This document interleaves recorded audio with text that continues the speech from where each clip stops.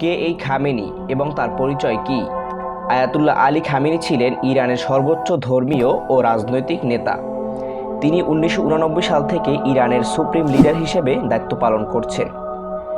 তার পূর্ণাঙ্গ নাম হল সৈয়দ আলী হোসাইনি খামেনি। তিনি 1939 সালের ইরানের মাশহাদ শহরে একটি ধর্মীয় পরিবারে জন্মগ্রহণ করেছিলেন। তার বাবা ছিলেন একজন ইসলামী আলেম। আয়াতুল্লাহ আলী খামেনি ইরানের অন্যতম প্রভাবশালী রাজনৈতিক ও ধর্মীয় নেতা। তার রাজনৈতিক জীবনের সূচনা হয় ইসলামী বিপ্লবের সময় থেকে। ইরানে ইসলামী বিপ্লব সংগঠিত হয় 1979 সালে।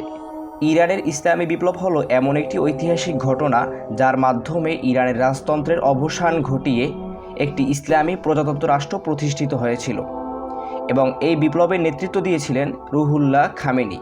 ইরানের ইসলামী বিপ্লবের কাহিনী শুধু একটি সরকার পরিবর্তনের গল্প নয়, এটি অনেক মানুষের সংগ্রাম, ত্যাগ ও রাজনৈতিক উত্থানের ইতিহাস। আর এই ইতিহাসের ভেতরেই ধীরে ধীরে নাম আসে আয়াতুল্লাহ আলী খামেনির নাম।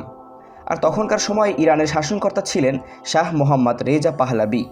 তখন যুবক আলী খামেনি শুধু একজন ছাত্র ছিলেন না, তিনি ধীরে ধীরে শাহ বিরোধী আন্দোলনের সাথে জড়িয়ে পড়েছিলেন। তিনি বক্তৃতা দিতেন, গোপনে বিপ্লবী সাহিত্য ছড়াতেন এবং খোমেনির চিন্তাধারাগুলোকে মানুষের মধ্যে পৌঁছে দেওয়ার চেষ্টা করতেন। এর ফলে তখনকার শাসনকর্তা শাহ মোহাম্মদ রেজা পাহলাভির গোপন পুলিশ তাকে একাধিকবার গ্রেপ্তার করে, কিন্তু এই দমনপীড়ন তাকে থামাতে পারেনি, বরঞ্চ তিনি আন্দোলনের ভিতরে আরও পরিচিত মুখ হয়ে উঠেছিলেন। 1978 সাল থেকে 1979 সালে যখন ইরান জুড়ে বিপ্লবের আগুন জ্বলে ওঠে, তখন খামেনি সক্রিয়ভাবে আন্দোলনের নেতৃত্বে অংশ নেন। অবশেষে 1979 সালে মোহাম্মদ রেজা পাহলাভি দেশ ছেড়ে পলায়ন করেন এবং রুহুল্লাহ খামেনি নির্বাসন থেকে দেশে ফিরে আসেন। তারপরে ইরানে শুরু হয় এক নতুন রাজনৈতিক যুগের সূচনা। গঠিত হয়েছিল ইসলামিক রিপাবলিক অফ ইরান এবং ইসলামিক রাষ্ট্র প্রতিষ্ঠিত হওয়ার পরে রুহুল্লাহ খামেনির আশেপাশে যারা ছিল এবং যারা সক্রিয় ছিলেন বিপ্লবের সময়, তাদের অনেককেই গুরুত্বপূর্ণ দায়িত্ব প্রদান করা হয়। আর আলী খামেনি ছিলেন তাদের মধ্যে অন্যতম একজন।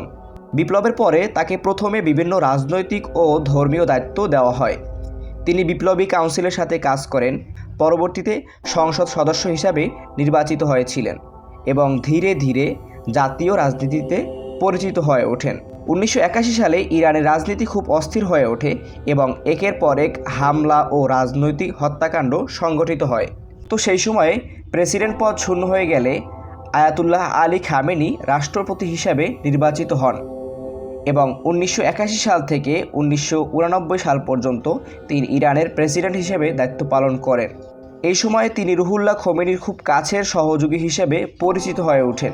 1989 সালে যখন রুহুল্লাহ খামেনি মৃত্যুবরণ করেন, তখন ইরানের সর্বোচ্চ রাজনৈতিক ও ধর্মীয় পদ সুপ্রিম লিডার পদ শূন্য হয়ে পড়ে। এমতা অবস্থায় দেশের গুরুত্বপূর্ণ আলেম ও নেতাদের পরিষদ আলোচনা করে শেষ পর্যন্ত আলী খামেনিকেই সেই পদে নির্বাচিত করেন। সেই মুহূর্ত থেকেই তিনি ইরানের সর্বোচ্চ পদ সুপ্রিম লিডার হিসেবে দায়িত্ব পালন করছেন।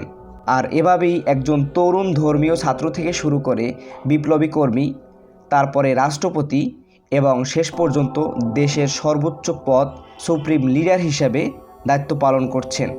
আর এই ছিলেন আয়াতুল্লাহ আলী খামেনি। অবশ্যই ভিডিওটি আপনাদের কাছে কেমন লেগেছে কমেন্ট করে জানাবেন এবং পরবর্তী কোন টপিকে আপনারা ভিডিও চাচ্ছেন সেটাও জানাবেন।